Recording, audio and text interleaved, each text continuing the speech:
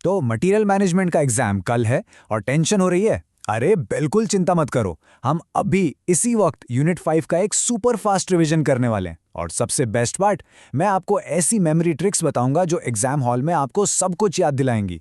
मैं समझ सकता हूँ, आखिरी दिन का प्रेशर और यूनिट 5 जैसे इंपॉर्टेंट चैप्टर को प्रिपेयर करना काफी स्ट्रेसफुल हो जाता है।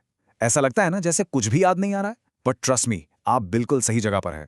मेरा प्रॉमिस है आपसे, अगले कुछ ही मिनट्स में हम यूनिट 5 को ना सिर्फ समझेंगे बल्कि उसे एग्जाम में लिखने के लिए जो बेस्ट ट्रिक्स है ना वो भी सीख लेंगे। तो बस पूरा फोकस यहाँ रखिए और चलिए शुरू करते हैं।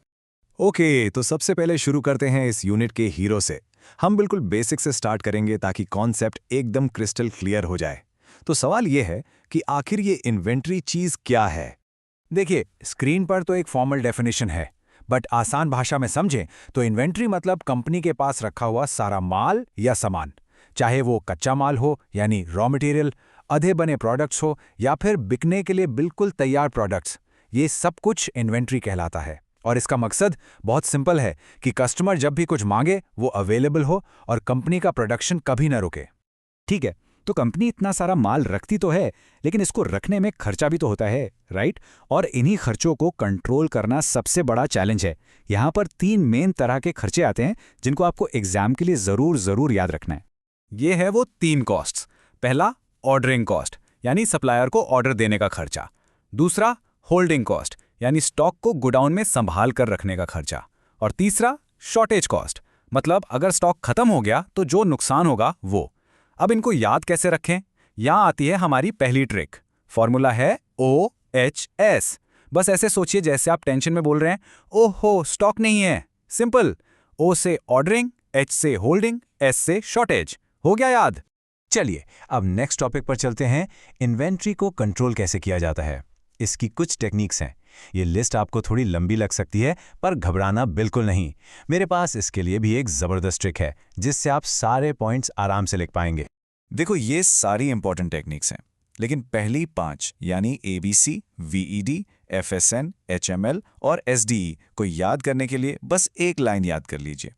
All veterans find hard solutions every day. कितना आसान है। A से ABC, V से VED, F से FSN, H से HML और S से SDE। इस लाइन को 2-3 बार मन में रिपीट कीजिए और सारी टेक्निक्स आपके दिमाग में फिट हो जाएंगी।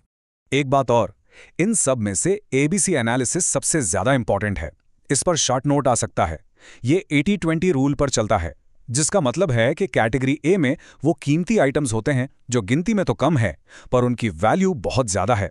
इसीलिए कंपनी सबसे ज्यादा ध्यान इन्हीं A आइटम्स पर देती है। इसको अपने आंसर में जरूर एक्सप्लेन करना। चलिए अब हम आ गए हैं इस यूनिट के आखिरी टॉपिक पर, वेयरहाउसिंग। सिंपल शब्दों में वो जगह जहां ये सारी इन्वेंट्री संभाल कर रखी जाती है।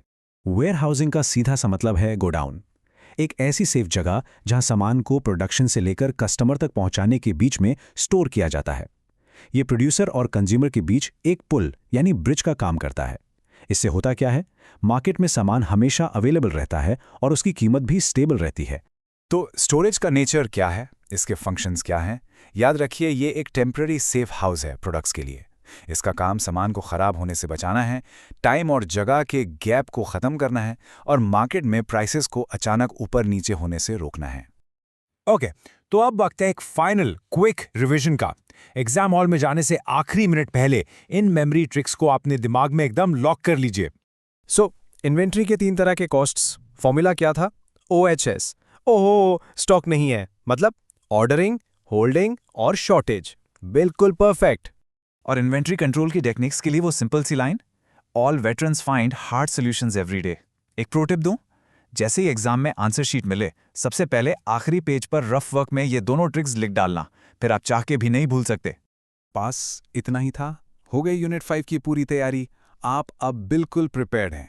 आपके पास सारे इंपॉर्टेंट कॉन्सेप्ट्स हैं और उन्हें याद रखने की सुपर ट्रिक्स भी हैं। अब बस शांत दिमाग से एग्जाम दीजिए। You are going to do great. Good luck.